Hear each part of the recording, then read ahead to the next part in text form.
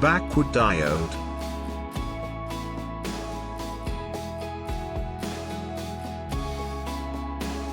This diode is a special type of zener family diodes. In reverse bias, it is used in very low reverse voltages, in the range of 10 volts, and a very high current passes through it.